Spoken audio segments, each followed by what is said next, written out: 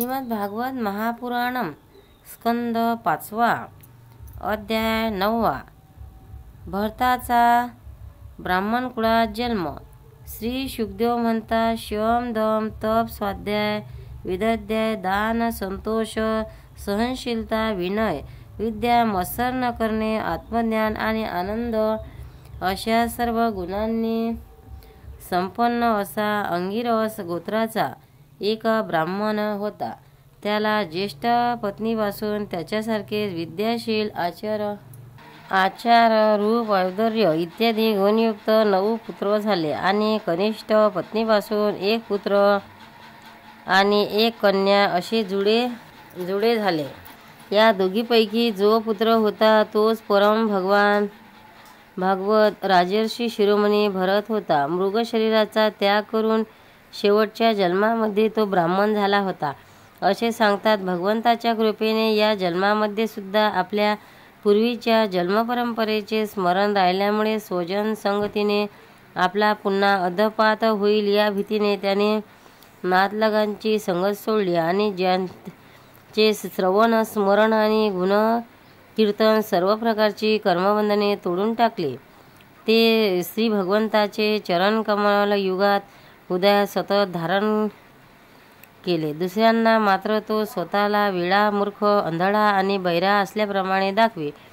पित्याचा त्याच्याबद्दलही स्नेहभाव होता, म्हणून ब्राह्मणाने आपल्या वेळसर मुलाचेही शास्त्रानुसार समावर्तनापर्यंतचे सारे संस्कार केले आणि उपनयन नंतर त्याची इच्छा नव्हती तरी शिकवले। हे पित्याचे कर्तव्य आहे या भावनेने त्याने त्याला शुद्धता आचमन इत्यादी कर्माचे शिक्षण दिले। परंतु भरत तर पित्याच्या समक्षच त्याच्या उपदेशाविरुद्ध वागत असे। पावसाळ्यात याचे वेदाध्ययन सुरू करावे अशी पित्याची इच्छा होती, परंतु चैत्र वैशाख ज्येष्ठ आणि आषाढ असे 4 महिनेपर्यंत करूनही वडील त्याला ओंकार व्याहती आणि गायत्री मंत्र नीट शिकवू शकले नाहीत। असे होऊन सुद्धा आपल्या या आत्मवत पुत्रावर अत्यंत प्रेम असल्यामुळे त्यांची प्रवृत्ती नसतानाही पुत्राला चांगल्या प्रकारचे शिक्षण दिले पाहिजे असा भलताच हट्ट धरून तो त्याला पवित्र वेदाध्ययन व्रते नियम गुरु आणि अग्नीची सेवा इत्यादी ब्रह्मचर्याश्रमाला आवश्यक नियमाचे शिक्षण देत राहिला। परंतु मुलाच्या बाबतीत त्याची इच्छा पूर्ण झाली नाही आणि स्वतःसुद्धा भागवतजन सोडून प्रपंचातच गुरफटून राहिला। तेवढ्यात नेहमी सावध असणाऱ्या काळाने त्याला ओढून नेले। तेव्हा त्याची धाकटी पत्नी आपल्या 2 मुलांना सौतीकडे सोपवून स्वतः सती होऊन पतिलोकी गेली। भरताचे बंधू कर्मकांड सर्वात श्रेष्ठ समजत। ते ब्रह्मज्ञानाच्या बाबतीत अनक्षिज्ञ होते आणि त्यांना भरताचा मोठेपणा सुद्धा माहीत नव्हता। पिता परलोकवासी झाल्यानंतर त्यांनी त्याला निव्वळ मूर्ख समजून शिकवणे सोडून दिले। जेव्हा सामान्य माणसे त्याला वेडा मूर्ख आणि बैरा म्हणत तेव्हा तो त्याला अनुरूप बोलत असे। कोणीही त्याच्याकडून कोणतेही काम करून घेण्याची इच्छा करी तेव्हा तो त्यानुसार करी, कधी वेठबिगारच्या रूपात तर कधी मजुरीच्या रूपात। मागितल्यावर किंवा न मागता ते काही थोडेफार चांगले किंवा वाईट अन्न त्याला मिळत असे। ते जिभेची चव न पाहता तो खात असे। अन्य कोणत्याही कारणाने उत्पन्न न होणारे स्वतःसिद्ध केवळ आनंदस्वरूप आत्मज्ञान त्याला प्राप्त झाले होते। म्हणून थंडी उष्णता मानापमान इत्यादी द्वंद्वांनी होणाऱ्या सुखदुःखांमध्ये त्याला देहाची जाणीव होत नसे। तो थंडी उन्हाळा पाऊस किंवा वादळाच्या वेळी बैलासारख्या कपडे न घालताच पडून राही। त्याचे सर्व अंग धष्टपुष्ट आणि गलेगठ्ठ होते। तो जमिनीवरच पडून राही। कधी तेल उठणे लावीत नसे की कधी स्नानही करीत नसे। त्याचे शरीर धुळीने माखल्यावर मुळे धुळीने झाकलेले मौल्यवान रत्नाप्रमाणे त्याचे ब्रह्मतेज झळकले गेले होते। तो आपल्या कमरेला एक मलिन कपडा गुंडाळीत असे। त्याचे जानवेसुद्धा अत्यंत मळलेले होते। त्यामुळे अज्ञानी लोक हा कोणी नावाचा ब्राह्मण आहे असे म्हणून त्याचा तिरस्कार करीत, परंतु याच्यावर काहीही विचार न करता तो स्वच्छंदपणे फिरत असे। दुसऱ्याच्या घरी मजुरी करून पोट भरत आहे असे पाहून त्याला त्याच्या भावांनी शेतातील वाफे व्यवस्थित करण्याच्या कामाला लावले, तेव्हा तो तेही काम करू लागला. परंतु त्या वाफ्यातील जमीन सपाट आहे की उंचवटा खोली असलेली आहे, हे लहान आहे की मोठी याच्याकडे त्याचे लक्ष नसे. त्याचे भाऊ त्याला तांदळाची कणे, पेंड, भुसा, किडलेले उडीद किंवा भांड्यांना लागलेली जळके अन्न जे काही देत ते घेऊन तो अमृताप्रमाणे समजून खात असे. एकदा एका डाकूच्या सरदाराने पुत्रकामनेने भद्रकालीला मनुष्य बळी देण्याचा संकल्प केला. त्याने जो मनुष्य देण्यासाठी पकडून आणला होता तो आपल्या नशिबाने त्याच्या हातून निसटून पडून गेला. त्याला शोधण्यासाठी त्याचे सेवक चौकडे धावले, परंतु आंधळ्या मध्यरात्रीच्या वेळी त्याचा कोणीही पत्ता लागला नाही. याच वेळी दैवयोगाने त्याची नजर अकस्मात या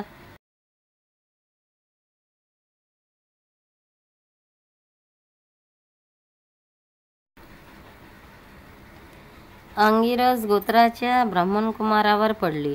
तो वीरासनात बसून हरिण, डुकरे इत्यादी प्राण्यांपासून शेताचे रक्षण करीत होता. हा मनुष्य पशु कितीतरी चांगल्या लक्षणांनी युक्त आहे.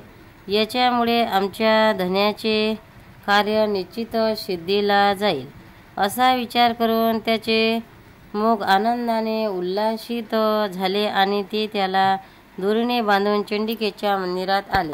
नंतर त्या चोरांनी आपल्या पद्धतीनुसार विधीपूर्वक त्याला स्नान घालून नवीन वस्त्र नेसून तसेच अनेक प्रकारची आभूषणे, चंदन, पुष्पमाला व तिलक इत्यादींनी विभूषित करून चांगल्या तऱ्हेने जेवू घातले.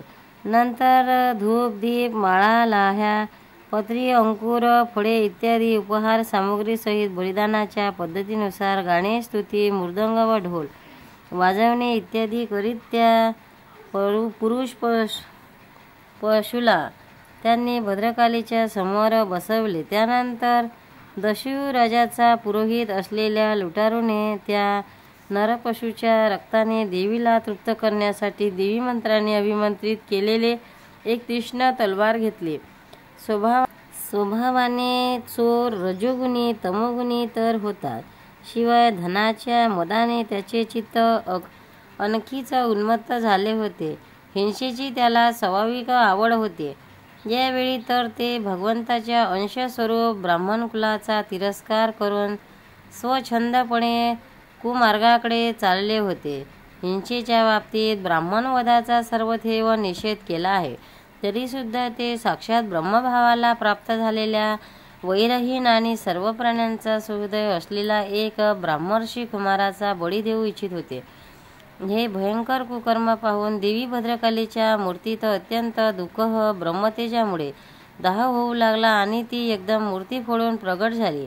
अत्यंत असहाय्य अशा क्रोधामुळे तिच्या भुवया उंचावल्या होत्या आणि अकराळ विक्राळ दाढा व मोठे झालेले लाल डोळे यामुळे तिचा चेहरा अत्यंत भयानक दिसत होता. तिचा तो भयंकर आवेश पाहून असे वाटत होते की जणू ती या जगाचा संहार करीन.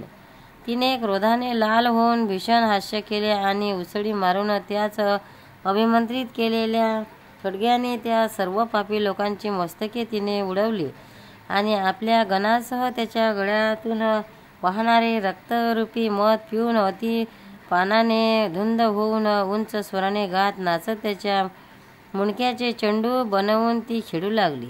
महापुरुषावर केलेला अत्याचार रूप अपराध जशास तसे या न्यायाने तसाच आपल्यावर उलटून परीक्षिता त्याचे देवीमान रूप बळकट बंधन तुटलेले आहे.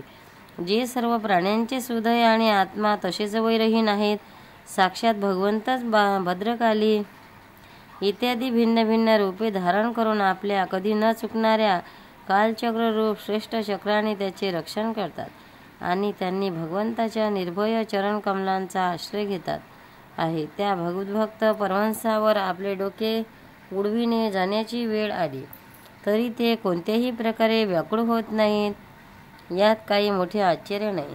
गोपाल कृष्ण भगवान की जय.